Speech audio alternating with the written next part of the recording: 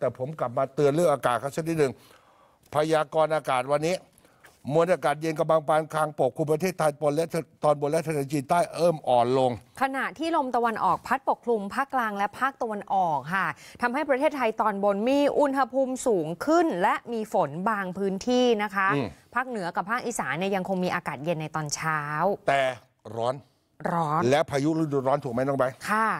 วันนี้คาดการฝนกทมจะไม่มีแล้วใช่ไหมไม่มีฝนค่ะกรุงเทพปริมณฑลวันนี้ไม่มีฝนภาคเหนือมีแค่ 10% ของพื้นที่อีสานไม่มีฝนนะคะนั่นก็แปลว่าที่ผ่านมาซึ่งมันแทบจะช่วยฝุ่นไม่ได้เลยเนี่ยใช่เพราะตกมาปุ๊บปั๊บเดี๋ยวมันก็หายไปค่ะ